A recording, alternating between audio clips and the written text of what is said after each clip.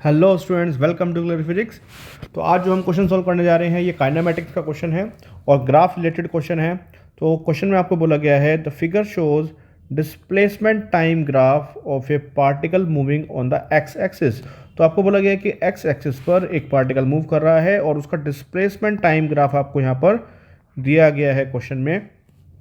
तो आपसे चार ऑप्शंस आपको दिए गए हैं इस ग्राफ से रिलेटेड और आपको बताना है कि ग्राफ क्या रिप्रेजेंट कर रहा है इन चारों ऑप्शन में से।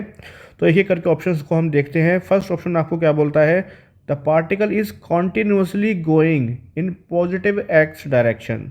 तो आपको ऑप्शन ए में बोला गया है कि जो पार्टिकल है वो कॉन्टिन्यूसली चलता जा रहा है पॉजिटिव एक्स डायरेक्शन में। ओके, तो ग्राफ से आपको क्या पता लगता है?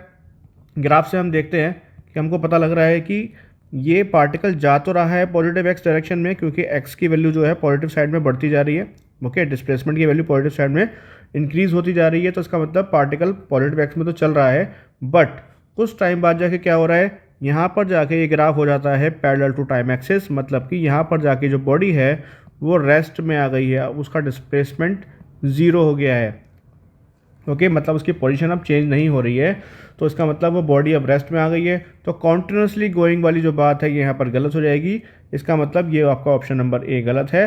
पार्टिकल कुछ टाइम के लिए, मतलब जीरो से लेकर टी नॉट टाइम तक तो वो पॉजिटिव एक्स में चल रहा है, लेकिन उसके बाद वो नहीं चल रहा है, रेस्ट में आ गया। Okay, so option number A जो है वो गलत हो गया है। नेक्स्ट देखते हैं, particle is at rest. B option में आपको बोला है पार्टिकल रेस्ट में है, तो ये तो ऑप्शन बिल्कुल ही गलत है, क्योंकि यहाँ पर हमको दिख रहा है कि पार्टिकल रेस्ट में नहीं है। उसकी पोजीशन जीरो से लेकर और टी नॉट टाइम के बीच में कंटिन्यूसली चेंज होती जा रही है। ओके, तो इसका मतलब पार्टिकल रेस्ट में नहीं है, ये ऑप्शन भी आपका गलत हो गया। सी ऑप्शन में आपको बोला गया है the velocity increases up to time T naught. आपको बोल रहे हैं कि टी नॉट टाइम तक, मतलब जीरो से लेकर टी नॉट टाइम तक जो वेलोसिटी है वो इंक्रीज हो रही है, बढ़ रही है, एंड देन बिकम्स कांस्टेंट, लेकिन उसके बाद कांस्टेंट हो जाती है। तो क्या ऐसा है?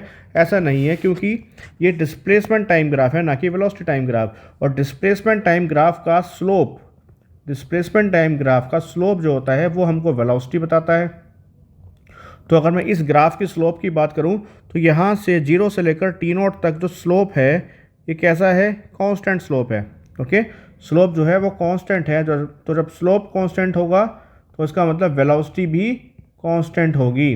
ओके, तो इसका मतलब जीरो से लेकर टी नॉट तक वेलोसिटी कांस्टेंट है, इंक्रीज नहीं हो रही है। इसका मतलब सी ऑप्शन भी गलत है।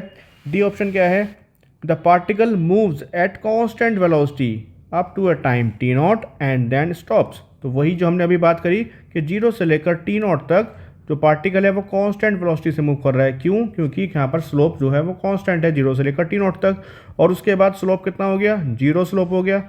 जब स्लोप जीरो हो गया इसका मतलब वेलोसिटी भी जीरो हो गई टी नॉट के बाद। तो इसका मतलब डी ऑप्शन जो है करेक्ट ऑप्शन है, particle moves at a constant velocity up to time T naught and then stop. So D option is correct. तो आपको क्वेश्चन समझ आया है तो प्लीज़ वीडियो को लाइक कीजिए, शेयर कीजिए और चैनल को सब्सक्राइब कीजिए। Thank you.